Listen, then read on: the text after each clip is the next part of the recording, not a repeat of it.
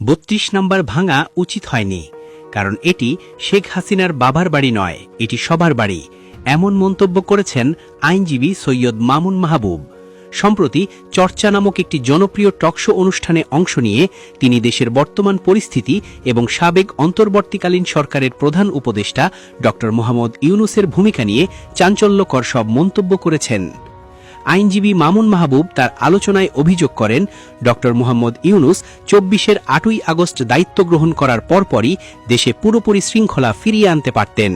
তিনি মনে করেন, সরকার প্রধান হিসেবে ড ইউনূসের হাতে সেই ক্ষমতা ও সুযোগ ছিল যে তিনি চাইলে অত্যন্ত দ্রুততার সাথে অরাজকতা বন্ধে কঠোর ব্যবস্থা নিতে পারতেন, কিন্তু তিনি সেই পথে হাঁটেননি বলে দাবি করেন এই জ্যেষ্ঠ আইনজীবী। দেশের চলমান অস্থিরতা নিয়ে কথা বলতে গিয়ে মামুন মাহবুব জুলাই আন্দোলনের প্রসঙ্গ টেনে আনেন। তিনি উল্লেখ করেন, কোটা সংস্কার ও পরবর্তীতে সরকার পতনের আন্দোলনে আহত বেশ কিছু মানুষ ড ইউনূসের সাথে সাক্ষাৎ করতে গিয়েছিলেন। সেই সময় আহতরা আক্ষেপ ও অভিমান প্রকাশ করে প্রধান উপদেষ্টাকে জানিয়েছিলেন, দেশের বিভিন্ন প্রান্তে এখনও স্বৈরাচারী ও ফ্যাসিস্ট সরকারের লোকজন দাপিয়ে বেড়াচ্ছে। মামুন মাহবুবের মতে, একজন সরকার প্রধান হিসেবে সেই মুহূর্তে ড ইউনূসের উচিত ছিল তাদেরকে আশ্বস্ত করা এবং প্রচলিত আইন অনুযায়ী দোষীদের বিরুদ্ধে ব্যবস্থা নেওয়ার প্রতিশ্রুতি দেওয়া, কিন্তু ড ইউনূস তা না করে চট্টগ্রামের আঞ্চলিক ভাষায় তাদের উদ্দেশ্যে যা বলেছিলেন তা রীতিমতো বিতর্কিত বলে মনে করেন এই আইনজীবী। তিনি বলেন, ড ইউনূস তখন আন্দোলনকারীদের বলেছিলেন, ফ্যাসিস্টরা শুধু সরকারে নয়, বরং তাদের নিজেদের গ্রামগঞ্জেও রয়েছে। মামুন মাহবুবের বিশ্লেষণ অনুযায়ী এই বক্তব্যের মাধ্যমে ড ইউনূস প্রকারান্তরে আন্দোলনকারীদের উস্কানি দিয়েছেন, যাতে তারা গ্রাম পর্যায়ে থাকা সেসব লোকদের খুঁজে বের করে নিজেরাই আইন হাতে তুলে নেয় বা তাদের উপর আক্রমণ করে।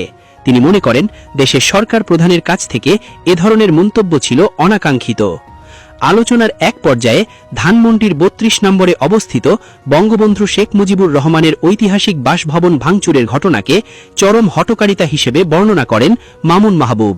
তিনি দৃঢ়তার সাথে বলেন, ৩২ নম্বর বাড়িটি কেবল শেখ হাসিনার পৈতৃক সম্পত্তি ছিল না, বরং এটি ছিল বাংলাদেশের আপামর জনসাধারণের সম্পদ। এটি বাংলাদেশের মহান মুক্তিযুদ্ধের এক অবিচ্ছেদ্য অংশ এবং ইতিহাসের জীবন্ত দলিল।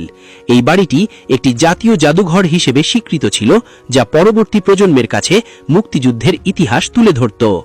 এই আইনজীবী প্রশ্ন তোলেন, কার নির্দেশে এবং কোন উদ্দেশ্যে এই ঐতিহাসিক জাদুঘরটিতে হামলা চালানো হলো এবং তা ধ্বংস করা হলো, সেটি এখন গভীরভাবে খতিয়ে দেখার সময় এসেছে।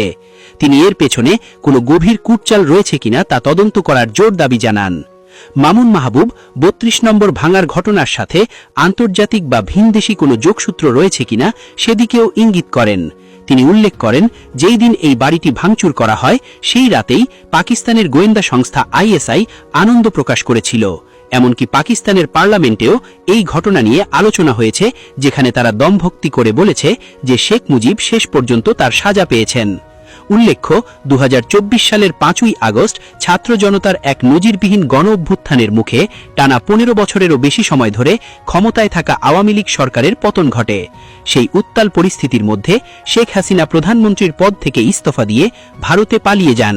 সরকার পতনের পরবর্তী কয়েক মাস দেশে এক ধরনের অস্থিতিশীল পরিবেশ বিরাজ করে। ঠিক সেই সময় উত্তেজিত একদল জনতা ২ দফায় ধানমন্ডির ৩২ নম্বরে হানা দেয় এবং বঙ্গবন্ধুর বাসভবন তথা স্মৃতি জাদুঘরটিতে ব্যাপক ভাঙচুর ও শিখাকাণ্ড ঘটিয়ে ছাই করে দেয়।